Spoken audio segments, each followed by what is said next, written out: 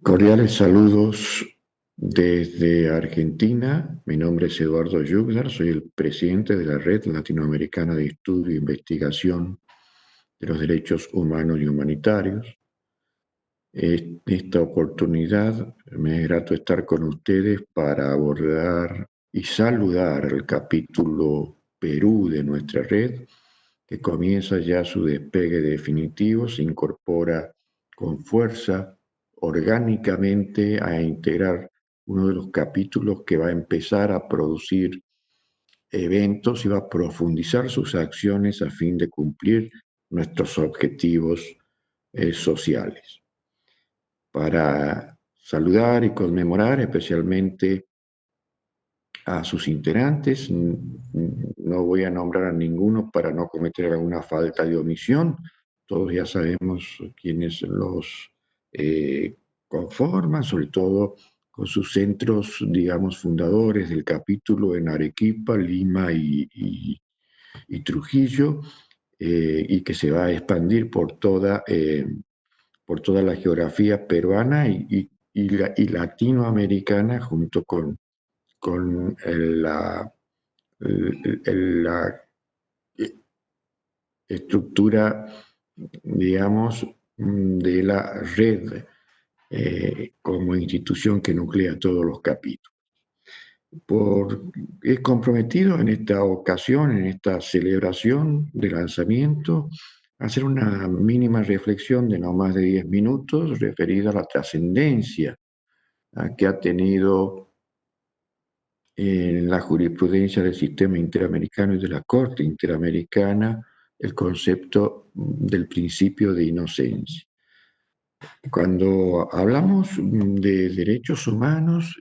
hablamos del medio por el cual se busca desde los ámbitos domésticos e internacional la máxima protección de la dignidad humana. No podemos pensar en derechos humanos si no pensamos en ese concepto y qué es la dignidad humana que cada uno y todos los que conformamos la especie de seres humanos tenemos desde nuestro nacimiento, más allá que sean reconocidos o no por los estados en los cuales nos encontramos. Son derechos inherentes a nuestra naturaleza, a nuestra génesis, y dentro de esa concepción se dice que los hombres nacen libres, y al nacer libres es porque se presume que son inocentes de actos que van a contrariar, digamos, esos mandatos de respeto y protección de la dignidad humana. Pero como la creación hace que nuestra naturaleza también nos haga seres falibles, podemos caer en las infracciones que las leyes de los estados para organizarse jurídicamente consideran como infracciones que pueden ser canal de restricción de nuestras libertades. Pero las Cortes también y las constituciones políticas y los tratados y la jurisprudencia que sobre ella ha hecho la Corte Interamericana siempre ha buscado privilegiar el principio de inocencia. Principio de inocencia que muchas veces la historia de los procesos contenciosos de la Corte Interamericana y también la historia de la creación de la protección de los derechos humanos a partir de la segunda mitad del siglo pasado en el orbe internacional, es cuando los países abusan de su imperio, abusan de su integridad, cruzan ese límite que les otorga esos estándares de la dignidad humana para avasallar la integridad física, la integridad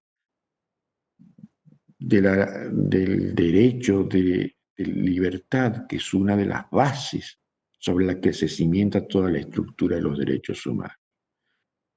la Corte Interamericana ha venido marcando rumbos desde el primer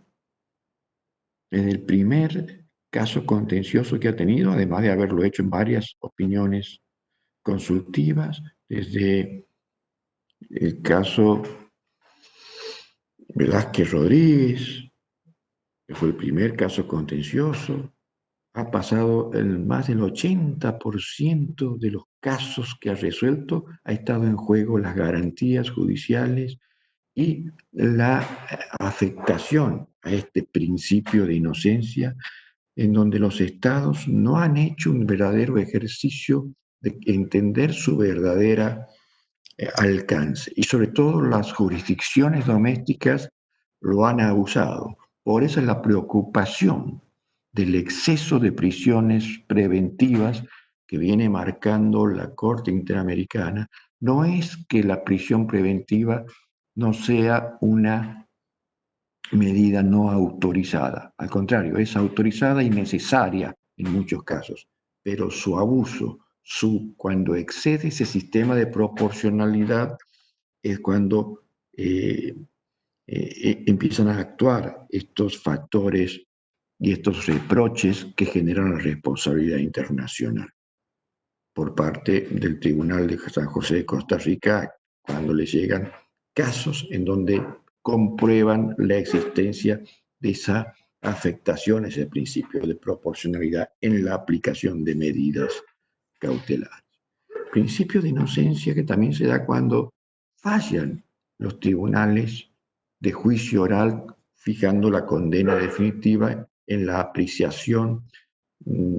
razonada de los elementos de cargo que deben tener. Entonces, eso es lo que remarca, y en muchos casos, en Perú, sobre todo en la época en que ha habido un quiebre institucional, en donde no se han respetado los poderes republicanos y donde ha habido muchos juzgamientos que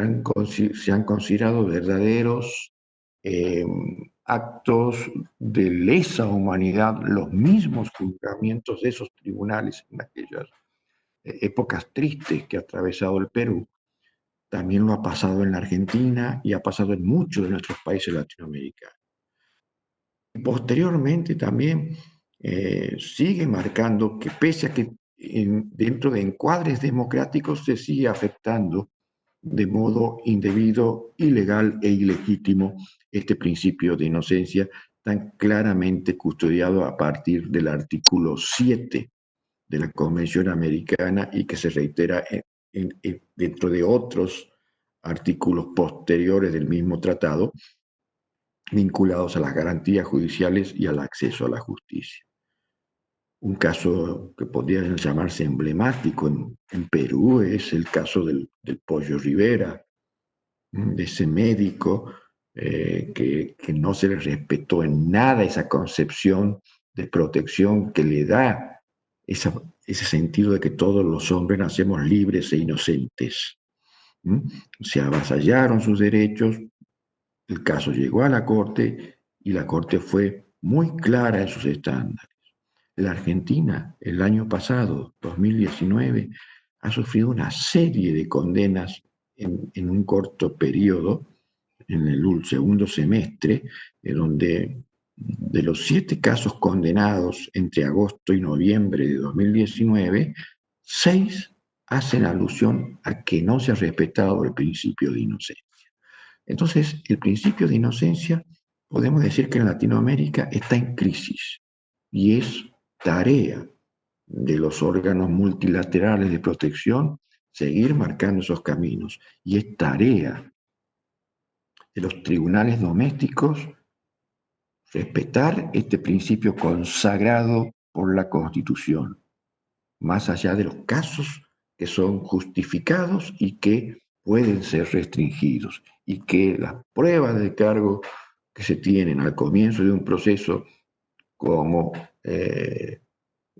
sin que alcance certeza, sean lo verdaderamente suficientes como para facilitar la aplicación de estas medidas cautelares. Bien, es tarea también de la academia como institución que nuclea académicos de distintas ramas, de distintas especialidades, de distintas interdisciplinas. La red latinoamericana también es tarea de difusión y una de ellas es establecer los claros estándares que fija tanto la Corte Interamericana en el ámbito regional como los estándares del Alto Comisionado de Naciones Unidas referidos a este principio de inocencia, que es tan viejo como la humanidad misma, pero tan vapuleado desde el comienzo de la humanidad que a veces llega al extremo de preocupación. Todos los éxitos para el capítulo Perú. Vamos a trabajar unidos y coordinados y esperamos que se den muchas más eh, eh, planificaciones de difusión, de investigaciones, de eventos, de publicaciones nacidas desde este capítulo, que es uno de los países también que tienen mucha riqueza en la construcción de estándares de derechos humanos. Un cordial saludo desde la República Argentina.